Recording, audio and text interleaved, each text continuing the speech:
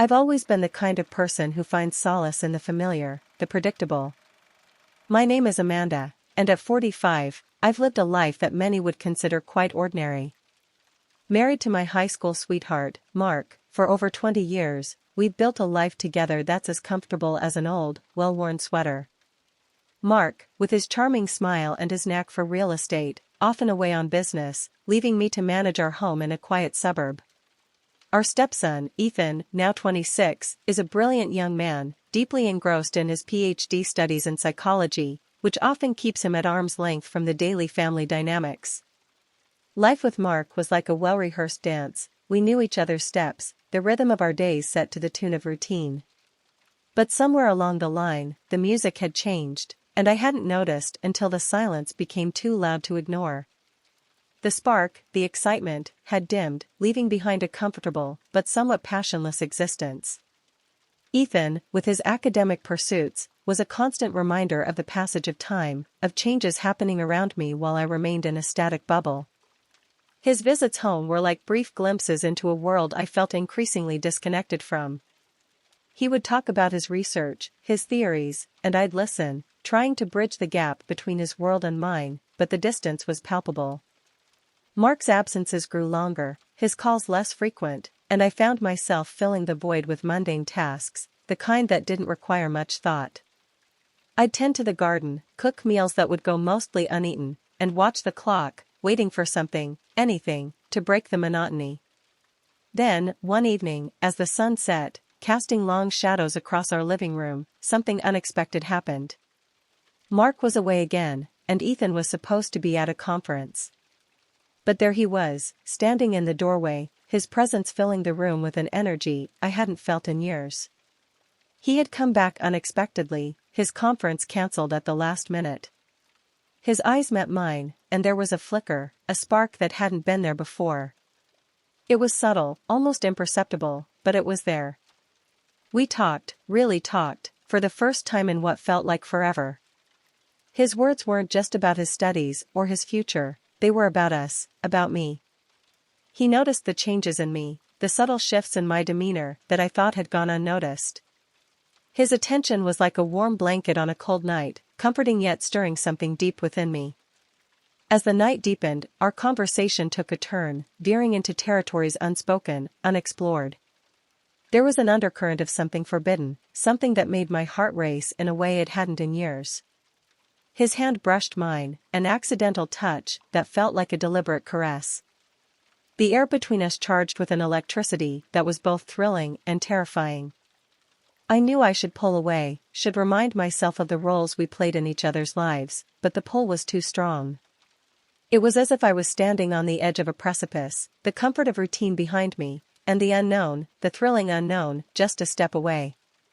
And then, in a moment that would forever alter the fabric of our lives, Ethan leaned in, his lips meeting mine in a kiss that was both a question and an answer. It was a kiss that spoke of longing, of hidden desires, of a connection that transcended the boundaries we had always respected. But what happens when the comfort of routine is shattered by an unexpected attraction? That's the question I found myself grappling with as the world I knew began to unravel. Leaving me to wonder where the line between right and wrong truly lay. Ethan came home for the summer, needing a break from his studies. His presence brought a new energy into our home. He was different now, more mature, his intelligence shining through in every conversation. Mark was away on another business trip, and Ethan and I found ourselves spending more time together. We cooked, watched movies, and talked about everything from his research to my dreams that had been shelved for family life. One evening, as we sat in the garden, the air was thick with the scent of blooming flowers. Ethan shared his thesis on human behavior and relationships. His passion was infectious, and I found myself drawn to his mind, his youth, his potential. He spoke with such clarity and conviction about how people connect, how they drift apart, and how sometimes, despite all odds, they find themselves drawn back together. As he talked, I couldn't help but notice how his eyes lit up, how his gestures became more animated. There was a magnetic pull, not just to his words, but to him. We laughed over shared memories, reminisced about times when life felt simpler, when the lines of family and friendship were clear, not blurred like they were becoming now. The night grew cooler, and I suggested we move inside. In the dim light of our living room, with only the soft glow from the fireplace, the atmosphere shifted. Ethan's voice dropped to a whisper as he spoke of the complexities of human emotions, the unspoken desires that often remain hidden beneath the surface. His words felt like they were meant for me, as if he was peeling back layers of my own life, exposing truths I had long ignored. We sat closer on the couch, the space between us charged with an unspoken tension. His hand found mine, and the touch was electric, sending a shiver up my spine. It was a simple gesture, but it felt like a breach of the invisible boundaries we had always respected. The conversation veered into personal territory, into the realm of what-ifs and could-be's. Ethan asked about my happiness, my fulfillment, probing gently into areas of my life I had kept under lock and key. His concern seemed genuine, his interest in my well-being more than just familial. As the clock ticked away the hours, our conversation ebbed and flowed, touching on dreams deferred, on the quiet desperation of a life lived in the shadow of routine. Ethan's gaze was intense, searching, as if he was trying to see into my soul. And perhaps, in that moment, he did. The room was silent except for the crackling of the fire, and in that silence, something shifted. Ethan's face was close to mine, his breath warm against my cheek. There was a moment, a heartbeat, where everything could have gone back to normal, where we could have retreated to our respective corners of this familial chessboard. But instead, his lips found mine in a kiss that was both a question and an answer, a kiss that spoke of longing, of hidden desires, of a connection that transcended the boundaries we had always respected. But what if this innocent bonding turned into something more, forbidden? The thought lingered in the air, heavy with implications, as I pulled back, my mind racing with the implications of what just happened. The comfort of routine was now shattered by an unexpected attraction, and I was left to grapple with the moral and emotional turmoil it stirred within me. The night ended with us both retreating to our rooms, the silence between us now filled with a new, palpable tension. I lay awake, the echo of his kiss still tingling on my lips, wondering where the line between right and wrong truly lay, and how we could ever go back to the way things were. The next morning, I woke up with a heavy heart, the memory of last night's kiss replaying in my mind like a forbidden melody. The sun filtered through the curtains, casting a warm glow that felt out of place with the turmoil inside me. I knew I had to face Ethan, but the thought alone made my stomach churn with guilt and confusion. I found him in the kitchen, his back to me as he made coffee. The smell was comforting, but the sight of him stirred a mix of emotions I wasn't ready to confront. He turned, his eyes meeting mine, and there was an unspoken understanding between us. "Morning," he said, his voice cautious, as if testing the waters. "Morning," I replied, my voice barely above a whisper. I moved to the counter, keeping a careful distance. "Ethan, about last night." He cut me off gently. "I know. It was unexpected. I'm sorry if I overstepped." "No, it's not just you," I admitted, feeling the weight of my own responsibility in this. "We both. I mean, it happened. But we need to talk about it." He nodded, setting down his mug. "I've been thinking. I've felt this connection with you for a while now. It's not just about last night. It's about everything we've shared, the conversations, the time together." His words were like a bomb and a blade at the same time. "Ethan, you're my stepson. This is complicated. It's not just about feelings, it's about boundaries, about what's right." He looked at me, his eyes searching mine for something, perhaps forgiveness or understanding. "I know. And I respect that. But I also can't ignore what I feel." "What about you, Amanda? What do you feel?" The question hung in the air, heavy with implications. I took a deep breath, trying to find the words. "I feel confused. I care for you deeply, but this isn't something I ever anticipated. It's not just about us, it's about Mark, about our family." Ethan stepped closer, his presence overwhelming. "I understand. And I'm not asking for anything more than to talk about it. We've crossed a line, but maybe we can find a way to understand why, to navigate this without hurting anyone. His sincerity was disarming. I felt a tear escape, rolling down my cheek. I need time, Ethan. Time to think, to understand my own heart. He reached out, his hand hovering near mine before he pulled back, respecting the space I needed. Of course. Take all the time you need. I'm here when you're ready. The rest of the day passed in a blur of routine tasks, each one feeling more mechanical than the last. Every time our paths crossed in the house, there was a palpable tension, a silent acknowledgement of the unspoken. I tried to focus on anything else, but my mind kept drifting back to Ethan, to the kiss, to the feelings that were now out in the open. As evening approached, I found myself in the garden, the place where our conversations had begun to take a turn. The flowers were in full bloom, their vibrant colors a stark contrast to the turmoil inside me. Ethan joined me, sitting on the bench next to me, but keeping a respectful distance. I've been thinking, he started, his voice low, about what you said about boundaries. Maybe we need to redefine what those boundaries are, not just for us, but for our own peace of mind. I turned to look at him, his profile outlined by the setting sun. Redefine how? By being honest with ourselves and each other. By acknowledging that there's something here, something real, but also by respecting the commitments we've made.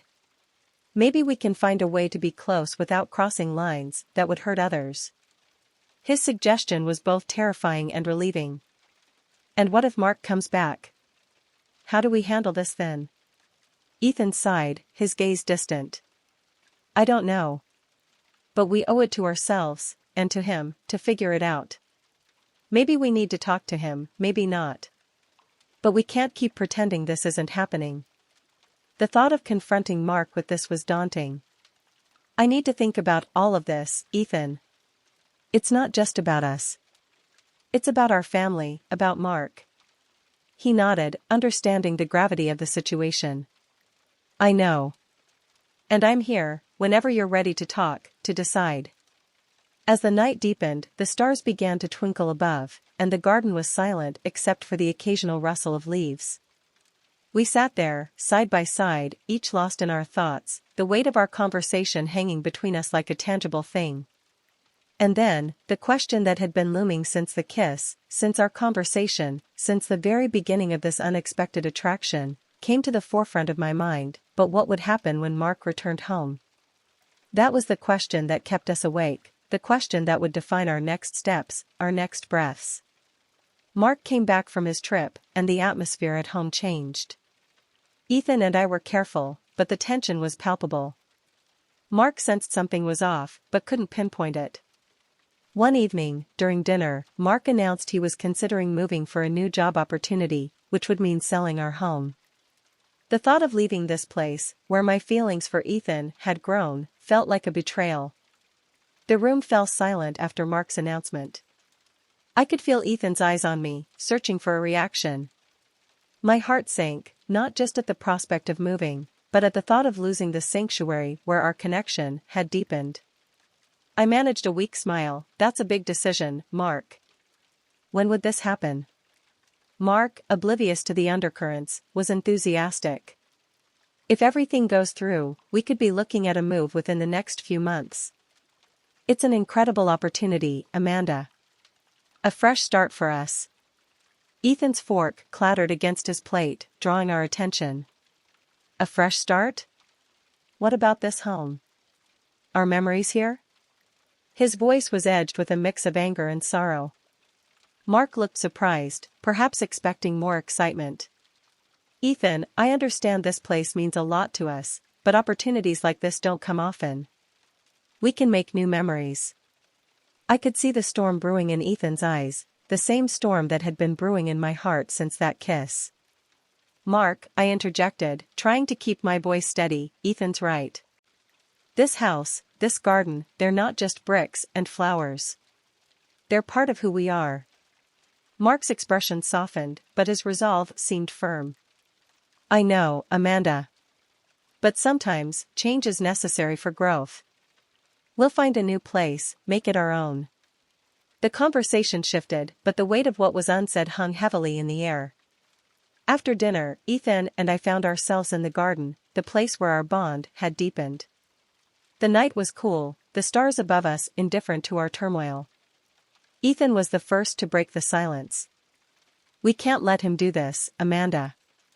This house, it's where everything changed for us. I nodded, feeling the truth of his words. But how do we stop him? He's made up his mind. Ethan's frustration was palpable. We need to tell him, Amanda. About us. He needs to know why this place means so much more now. The suggestion sent a chill through me. Ethan, that could destroy everything. Our family, Mark's trust. He stepped closer, his voice low and urgent. But isn't it already destroyed if we keep this secret? If we move, if we pretend nothing happened, we'll just be living a lie. I looked into his eyes, seeing the same conflict I felt. I don't know if I can do that, Ethan. Tell Mark about us. It's not just about us, it's about him, about our family. Ethan's hand reached out, not touching me, but close enough to feel the warmth. I know it's terrifying. But we owe it to ourselves, to Mark, to be honest. Maybe he'll understand. Maybe he won't. But we can't keep living in this limbo. The garden was silent except for the soft rustle of leaves in the night breeze. I took a deep breath, the scent of the blooming flowers filling my senses. Okay, I whispered, the word feeling like a leap off a cliff. We'll tell him. But we need to do it together. Ethan nodded, his relief evident. Together. We'll face whatever comes next, together. That night, as we sat in the garden, the decision hung between us like a promise or a threat. The stars above seemed to watch, waiting for the moment when we would confront Mark with our truth. The thought of his reaction, whether it would be one of understanding or rage, loomed over us, casting long shadows over the future we had envisioned. And so, with hearts heavy and minds racing, we prepared for the confrontation that would change everything. The comfort of routine was now a distant memory, replaced by the uncertainty of what lay ahead. But would Mark's reaction be one of understanding or rage? That was the question that kept us awake, the question that would define our next steps, our next breaths. The confrontation was inevitable. Mark came home early one day, and there we were, Ethan and I, in a compromising position. The shock on his face was immediate, followed by a storm of emotions. He yelled, he cried, he accused. I tried to explain, but words failed me. Ethan, surprisingly calm, took responsibility, explaining his feelings had developed naturally. Mark, heartbroken, left the house. The silence that followed was deafening. Ethan and I sat there, the gravity of our actions sinking in. The air was thick with regret, with the weight of what we had done. Ethan's hand reached for mine, but I pulled away, the touch now feeling like a betrayal of everything we had known. I didn't think it would come to this, Ethan whispered, his voice breaking the heavy silence. I never wanted to hurt him. I looked at him, my heart aching with the complexity of my emotions. We should have known better, Ethan. We should have stopped this before it went too far. He nodded, his eyes reflecting the same turmoil I felt. But what now, Amanda? We can't undo what's been done. The question hung between us, a heavy, unanswerable burden. I stood up, pacing the room, my mind racing. We need to think about Mark. He's out there, alone, dealing with this. We owe him more than just an explanation. Ethan stood too, his posture rigid with tension. I know. I'll go find him. I'll talk to him, try to make him understand. I watched him leave, the door closing softly behind him, leaving me in the quiet aftermath of our storm. The house felt different now, the walls echoing with the remnants of our secret. I walked through the rooms, each one holding memories, now tainted with the reality of our actions. Hours passed, each minute stretching into an eternity. I tried to busy myself, but every task felt hollow, every movement a reminder of the life we had disrupted. The sun began to set, casting long shadows across the floor, mirroring the darkness that had settled in my heart. Finally, the front door opened, and Ethan returned, his face pale, his eyes red from what I could only assume were tears. "I found him," he said, his voice hoarse. "He's staying at a hotel. He needs time, Amanda. Time to process, to decide." I nodded, understanding the need for space, for time to heal. "And us?" I asked, the question feeling like a knife to my own chest. Ethan sighed, running a hand through his hair. "I don't know, Amanda. I really don't. But we can't just go back to how things were. We've changed something fundamental, not just in our lives, but in Mark's." We sat down again, the space between us now a chasm of uncertainty.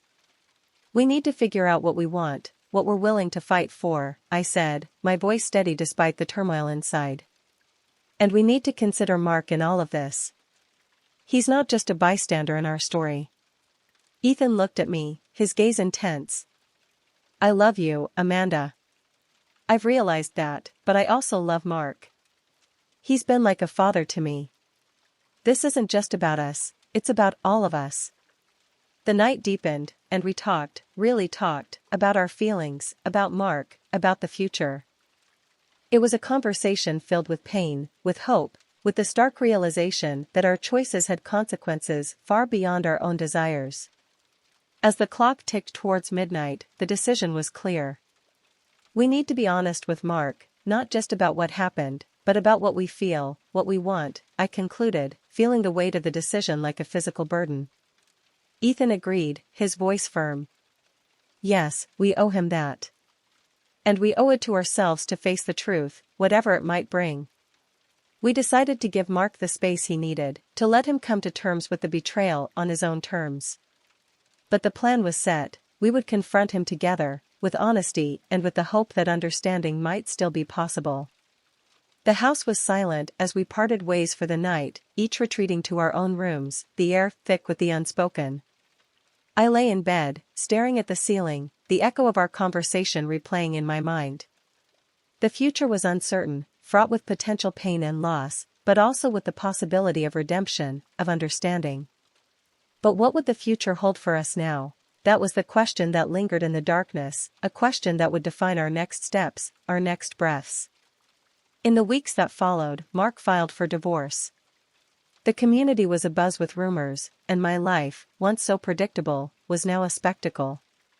Ethan and I moved into a small apartment together, trying to build something new from the ruins of our past. Our relationship was complex, filled with guilt, love, and the constant shadow of judgment. We attended therapy, both individually and as a couple, trying to understand and navigate our emotions. The sessions were intense, often leaving us raw and exposed, but they were necessary. We had to confront the reality of our choices, the pain we had caused, and the love we felt for each other. Therapy sessions with Dr. Reynolds were like peeling back layers of an onion, each one revealing more about ourselves and our relationship. There were moments when the guilt was overwhelming, like a heavy fog that clouded every conversation. Ethan would talk about his feelings, his voice sometimes breaking. "I never wanted to hurt Mark. I couldn't help what I felt for you, Amanda." I would nod, feeling the same turmoil. "I know, Ethan. It's not just about us. It's about Mark, about the life we all shared. We've broken something that can't be easily mended." Dr. Reynolds would guide us through these discussions, helping us to see that while our actions had consequences, our feelings were real and needed to be acknowledged. "You both need to understand that love, in its many forms, is not inherently wrong. It's how you handle it, how you respect the boundaries and the people involved, that defines your journey," she would say, her voice calm and steady. Our days were a mix of trying to find normalcy in our new life and dealing with the fallout of our choices. The apartment, though small, became our sanctuary, a place where we could be together without the prying eyes of the community. Yet, the whispers followed us, the judgment palpable in every glance we received when we ventured out. We made efforts to reconnect with Mark, to explain, to apologize, but he was distant, his pain a barrier we couldn't breach. He had moved on, or at least, he was trying to. He remarried a woman named Sarah who seemed kind and understanding, but the connection between us was severed, replaced by an unspoken understanding that we had all moved into different phases of our lives. Years later, Ethan and I are still together, our bond forged in the fire of scandal. We've learned to live with the choices we've made, finding solace in each other's company. The therapy continued, less frequent now, but still essential. We've grown, not just as individuals, but as a couple, understanding that our love, while unconventional, was ours to cherish and protect. The community's whispers have quieted, replaced by a cautious acceptance. We've become a part of the tapestry of life here, albeit a thread that's often looked at with a mix of curiosity and skepticism. But we've carved out a space for ourselves, a life that's ours, filled with moments of joy, sorrow, and everything in between. Mark has moved on, remarried, and though we rarely speak, there's an unspoken understanding between us. We see each other at community events, our interactions polite but distant. There's no animosity, just a recognition of the paths we've all taken, paths that diverged, but still run parallel in some ways. But did we find happiness, or was our love doomed from the start? That question lingers, a shadow over our lives. That question lingers, a shadow over our lives. Happiness isn't a constant state, it's fleeting, like the sunlight through the trees in our small garden. We've found moments of it, in the quiet times, in the laughter, in the shared silences. But the cost, the pain we've caused, that's a debt we'll always be paying. Our love, while real, carries the weight of our past decisions, a reminder that every choice has its price. And as we sit together, watching the world outside our window, we wonder if the happiness we've found is enough, or if the shadow of our beginning will always cast doubt on our future. Don't forget to subscribe, like, and comment if you enjoyed this story. This will help us create more engaging stories for you.